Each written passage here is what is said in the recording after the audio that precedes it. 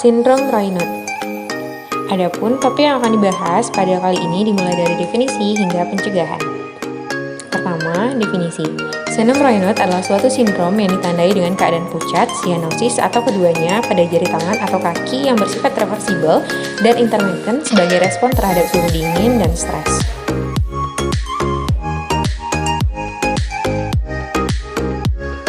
Untuk epidemiologi, prevalensi terjadinya sindrom Raynaud ini dia sekitar 3-5% pada populasi umum dan rata-rata mengenai usia 47,5 tahun di Eropa dan sampai 53,5 tahun di Amerika Serikat.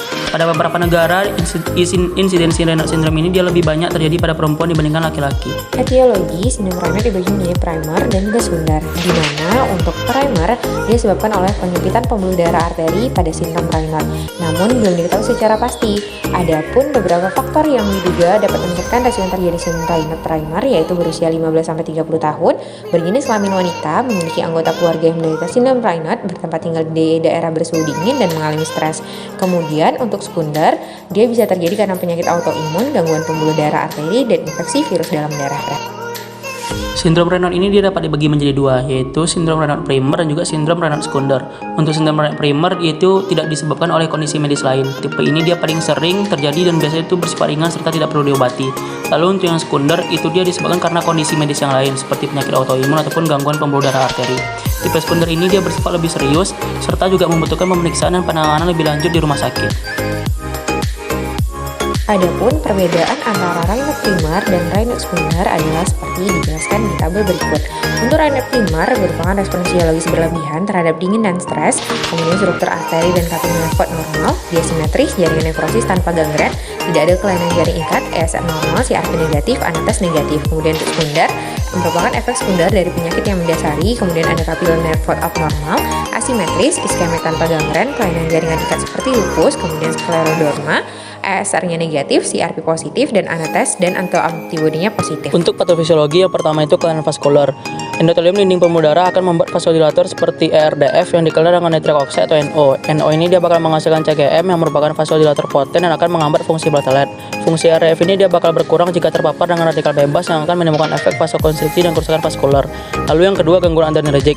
Gangguan adrenergik ini dia berkaitan dengan saraf simpatis. Kasus Raynaud dia sering terjadi pada perempuan dibandingkan laki-laki. Hal ini dikaitkan dengan peningkatan tonus pembuluh darah akibat aktivasi adrenergik yang relatif pada wanita.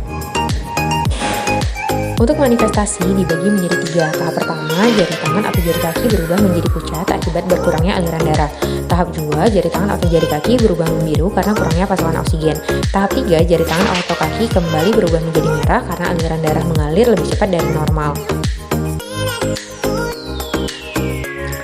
Untuk diagnosis, diawali anamnesis, di mana sindrom ini dapat ditegakkan dengan anamnesis riwayat kepucatan atau cyanosis jari akibat rangsang dingin atau gangguan emosi.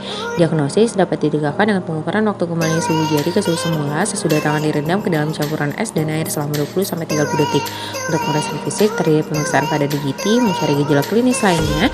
Pasien dengan cyanosis dicurigai adanya penyakit yang mendasarinya, kemudian penyakit carpal tunnel syndrome juga dapat menyebabkan fenomena Raynaud, dan onset yang dimulai pada usia tua perlu dicurigai adanya malignansi. Susunan penunjang di sini yang pertama profesi digiti. Pengukuran ini dapat dilakukan dengan plastimografi, tekanan darah digiti dan flometri. Lalu yang kedua kapilaroskopi vascularis sinal volt dan yang ketiga USG Doppler arteri.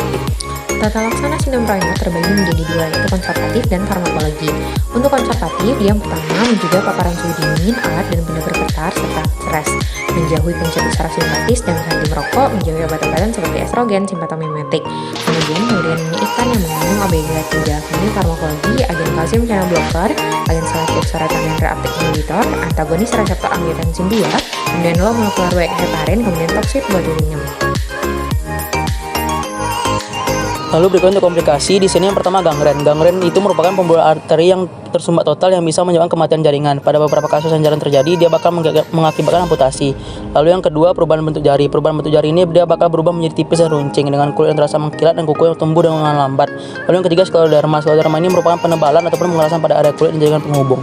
Untuk pencegahan sindrom Raynaud, yang pertama kenakan sarung tangan, topi, jaket atau pakaian tebal, ketika akan berpergian ke tempat bersuhu dingin. Kemudian, gunakan penutup telinga dan masker jika ujung hidung dan telinga sensitif terhadap dingin.